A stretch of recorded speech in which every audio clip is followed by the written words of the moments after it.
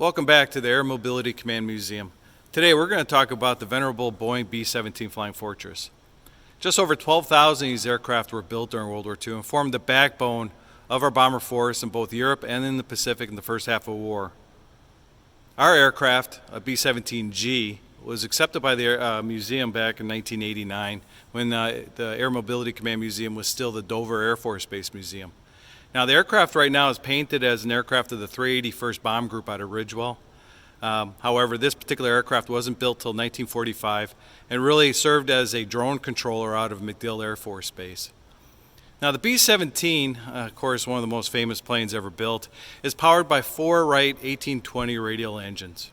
It's crewed by 10 crew members. You got two crew in the nose, you got a bombardier and navigator in the nose, you got the pilot, co-pilot up in the cockpit, aerial engineer in the top turret.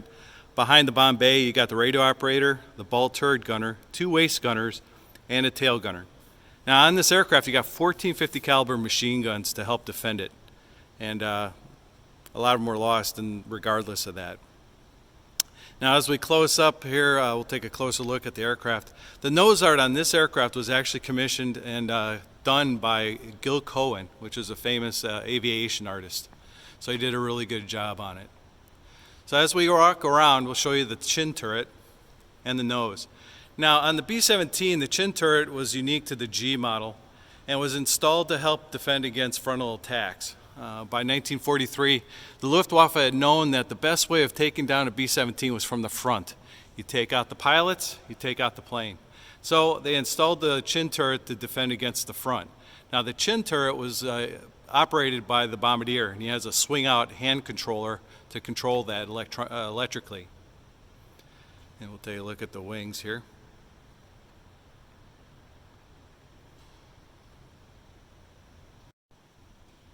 All right, let's look at the bomb bay. The B-17 can carry upwards to 17,500 pounds of bombs in an overload condition. Now, of course, on an average mission over Europe, the B-17 is going to carry between 4,000 to 8,000 pounds of bombs. And that's because you're trading off bomb load for machine guns and air crew. Now, above me here, you see a 1,000 pound bomb, and right here is a 250 pound bomb. Now, the bombs themselves are attached to these shackles, and you'll see one right there. And those shackles are attached to these fittings all the way up into the bomb bay on both sides. And of course, the bombs are released via control at the bombardier's position.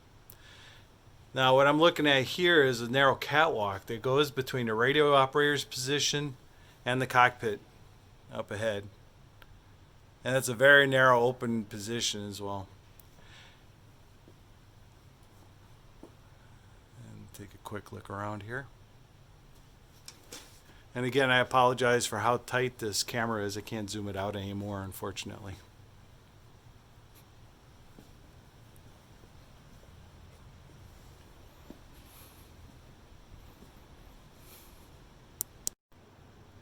The first B-17 prototype was built in 1935 as the Boeing Model 299.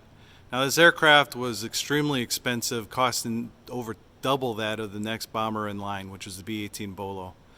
Now Congress did not want this aircraft initially. With the isolationist policy in the U.S. in place at the time, the last thing they wanted was a strategic bomber to bomb enemy cities and targets. But the Army Air Corps was able to convince them to purchase 13 as long-distance coastal defense bombers, and the rest is history. Now, one of the features of this aircraft that always gets the most amount of curiosity from the visitors is always the ball turret. Now, the ball turret protected the bottom of the aircraft from enemy fighters. And of course, the gunner sat in the turret itself. Now, the turret gunner was usually the smallest guy in the crew, but I would venture to guess that most of the crew could actually sit in here, as we're a little bit bigger today. Now, when you sit in here, you can see the gun sight and the gun hand controls above it. Now, the hand controls for this turret control the turret left and right and up and down. So it's hydroelectrically controlled. Now, the ball turret gunner took off and landed in the aircraft. So what they would do is that with this hatch closed, they'd rotate this turret 90 degrees down, and he would climb into the turret from inside the plane in flight. And then once back to England, he would actually climb back out. So they did not land and take off in the turret. So it's quite the piece. Now the turret statistically was the safest position on this aircraft because the casing being so thick, it gave it some level of armor protection that the rest of the aircraft didn't have. And here you can see a little bit of what the inside of the turret looked like.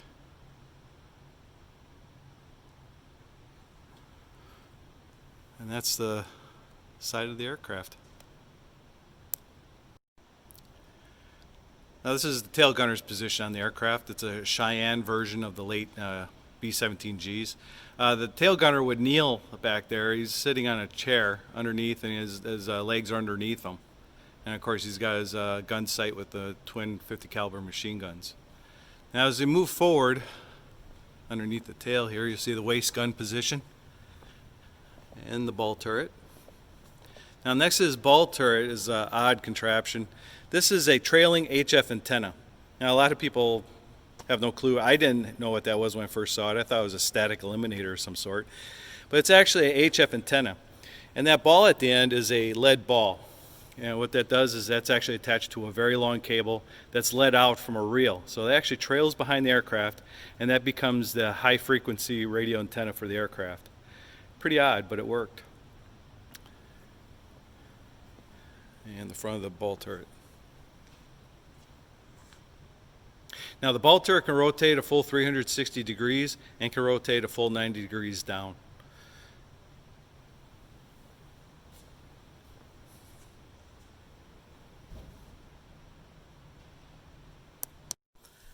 Now this is the inside of the B-17. Now the B-17 was unpressurized, of course, and at altitude at about, let's say, 24,000 feet, it could get down to about 40 below zero. So the crew are in electrically heated suits and on oxygen. And if any of those components fail, that was grounds for a return from the mission and no credit for the mission being done. Now as you can see, you got a pair of 50 caliber machine guns with their gun boxes, which are wood. Now it's interesting if you note that the windows are staggered. Now, earlier models of the B-17 had those windows straight across from each other, so the gunners were routinely bumping into each other trying to move the guns around. So you can see why that was done. We'll slowly move forward here. And then to the left, you can see the reel for the trailing HF antenna that's outside. An oxygen tank. And of course the ball turret, which is attached to this. Try not to shake the camera around too much. Forward of the ball turret gunner, you have the radio operator's position.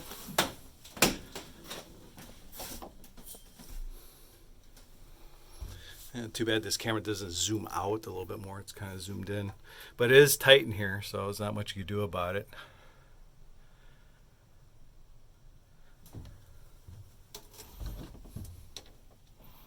And you can see his view out the window. Now this position did have a 50 caliber machine gun that went out the top here. Let's see if I can rotate this up. Now that 50 caliber machine gun was removed pretty early as a useless piece, and it just added weight. So they pulled it out.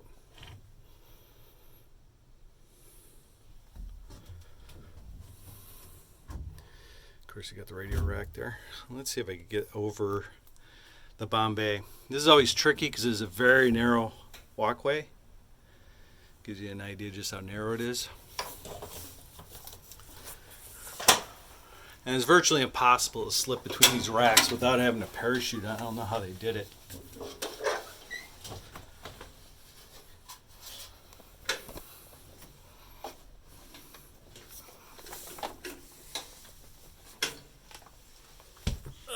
There we go. Wow. All right, a B-17 cockpit. It gives you a good view of the aircraft outside and the museum.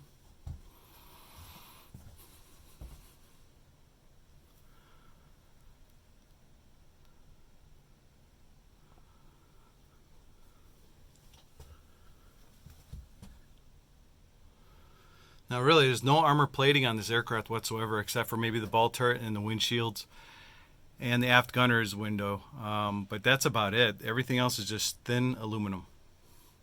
Of course, you got your center console with your throttles, prop control and mixture levers.